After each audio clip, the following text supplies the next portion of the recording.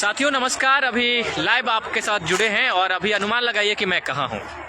शायद आपका अनुमान अभी ठीक से ना बैठ पाए, लेकिन मैं अभी आपको बता दूं कि वैशाली के मैनार के चमरहरा गांव में हूं और यहां पर एक सहस्त्र चंडी महायज्ञ का आयोजन हुआ है और इसमें आप देख सकते हैं एक भव्य सा पंडाल आपको 7 तल्ले का दिख रहा होगा और ये सबसे आकर्षण का केंद्र है और जो हिंदुत्व का पताका है अपनी शान से लहरा रहा है। लेकिन इस बीच मैं आपको इससे भी जो सबसे आकर्षण का केंद्र है वो दिखाना चाहूँगा, वो है यहाँ की मूर्तियाँ जो यहाँ पर बनी हुई है। आपको बताना चाहूँगा ये जो मूर्तियों का निर्माण किया गया है यहाँ के कलाकार नहीं बल्कि बंगाल से आए हुए कलाकार हैं और उन्होंने जब इन मूर्तियों को बनाया है तो ये मूर्तियाँ ऐसे लग रही है जैसे ये मूर्ति ना हो के इसमें प्राण आ गया हो। चलिए लिए चलते हैं मूर्तियों के पास में।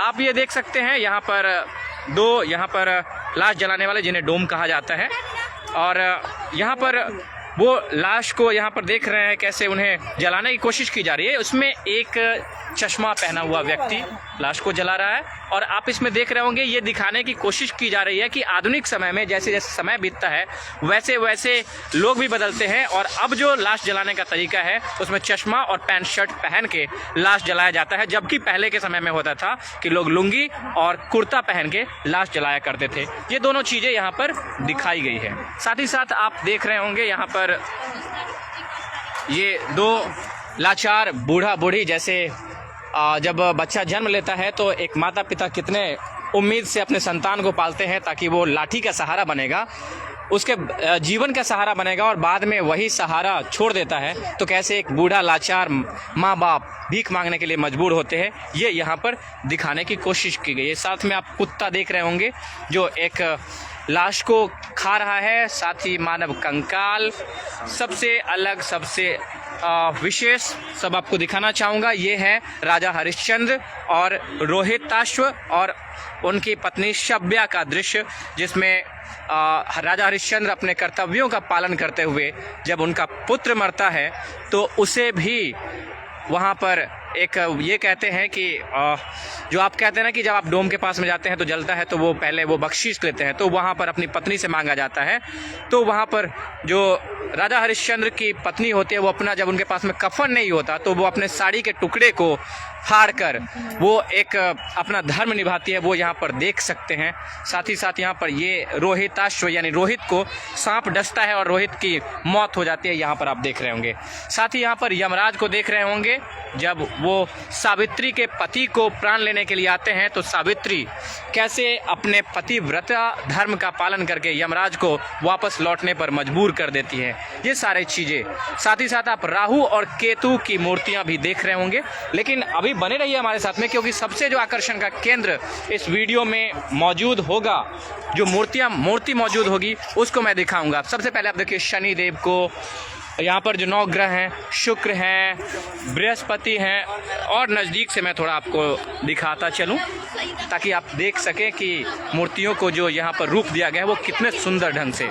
बुध ग्रह है, मंगल है, चंद्र ग्रह है और सब सौर मंडल के देवता सूर्य, भगवान सूर्य की यहाँ पर प्रतिमा, साथ ही विष्णु जी और गरुड़ जी की ये आप प्रतिमा देख रहे होंगे जो सबसे अलग विशेष, और गज ग्रह की भी यहाँ पर मूर्ति आप देख रहे होंगे, जिसमें जब एक गज जाता है पानी में फूल लाने के लिए भगवान विष्णु को चढ़ाने के लिए, तो कैसे ग्राह यानी मगरमच्छ उसे पकड़ता है और तब वो विष्णु भगवान का स्मरण करता है गज, और फिर भगवान विष्णु आते हैं और उस गज से, उस ग्राह से गज को मुक्त कराते हैं।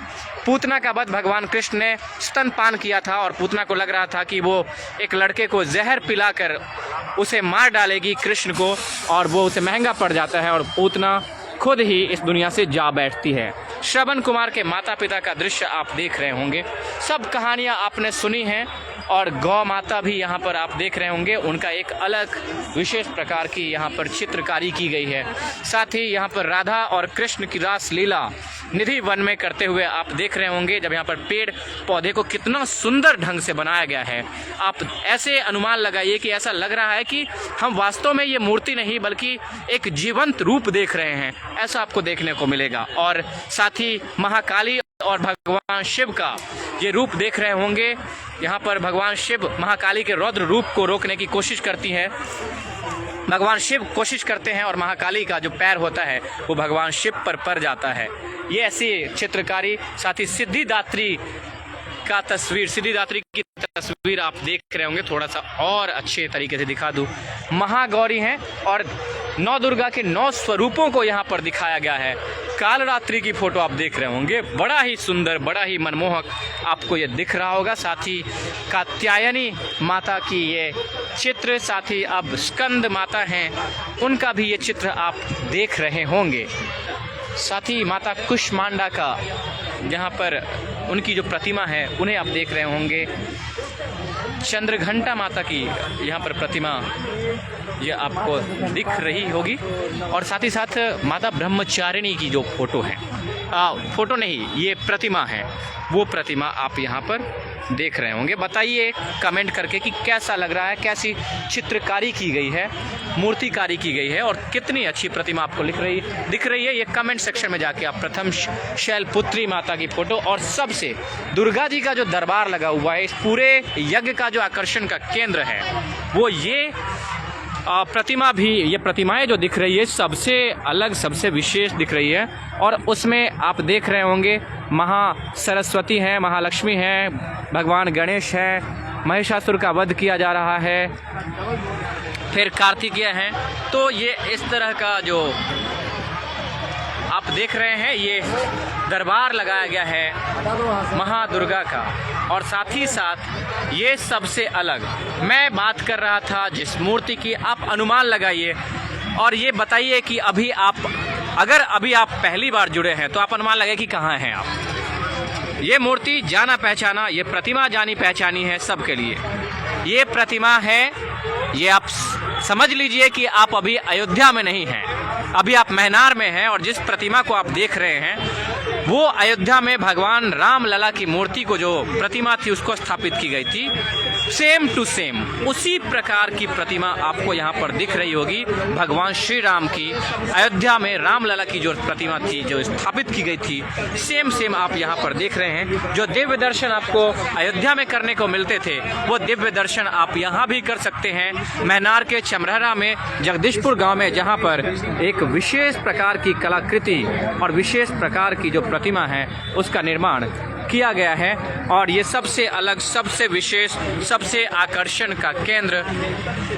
और आप ये भ्रम, इस भ्रम में आप मत रहेंगे कि आप अभी अयोध्या में हैं, अभी आप महनार में हैं जहां पर भगवान राम लला की प्रतिमा को आप साक्षात अयोध्या से मिलता जुलता देख रहे हैं। साथ ही साथ तारकासुर का वध भगवान राम ने किया था, उसकी तस्वीर आप देख रहे होंगे यहाँ पर, कैसे भगवान राम की जो तीर होती है सीधे जाके तारका के सर में लगती है और तारका का वहीं पर अंत हो जाता है, महान तारकासुर। उसके बाद विश्वामित्र जी, रामचंद्र जी की यहाँ पर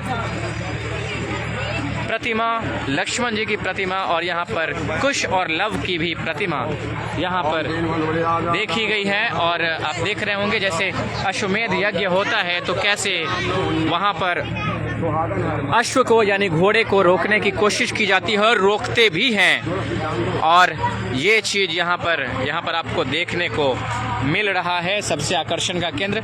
आपने दुर्गा दरबार देखा था, अब राम दरबार देख लीजिए। राम दरबार में हनुमान के साथ साथ यहाँ पर लक्ष्मण और माँ सीता के साथ प्रभु श्री राम मौजूद हैं और दोनों दरबारियों को भी यहाँ पर दिखाया गया है। भगवान शिव का नटराज रूप, एक मिनट साइड होना बेटा, भगवान शिव का जो नटराज रूप है वो आप यहाँ पर देख रहे होंगे। जब भगवान शिव नृत्य कर रहे हैं नटराज के स्वरूप में, ये भव्य और दिव्य यहाँ पर आपको प्रतिमा देखने को मिल रही होगी।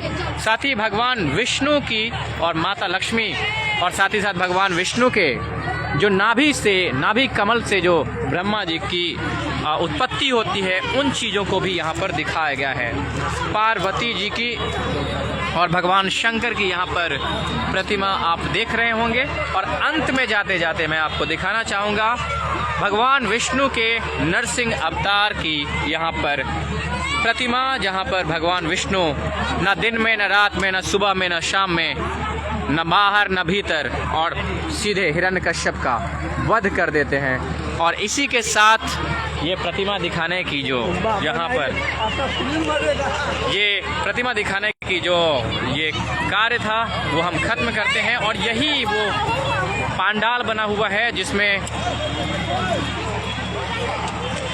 रामलीला भी होता है, रासलीला भी होता है और कथा वाचन भी होता है। एक बड़ा सा यहाँ पर दरबार लगता है रात के समय में।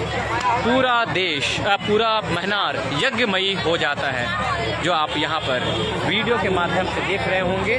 और चलिए अंत में जाते जाते मैं आपको दिखा दूँ अब सबसे अंतिम प्रतिमा जिसे सबको इंतज़ार रहता है। और उस प्रतिमा को दिखाए बिना शायद जितने भी प्रतिमा आपने देखे हैं वो फीके पड़ जाएंगे, क्योंकि अगर सब देवों की बात हो और उसमें बुद्धि और बल के देवता अगर हनुमान जी की बात अगर ना हो तो शायद सब कुछ फीके। और राम के भक्त हनुमान की यहाँ पर ये प्रतिमा आप देख सकते हैं। लगभग 15 से 20 फीट के ऊंचाई की ये प्रतिमा, और यहाँ पर सबसे विशेष सबसे अलग।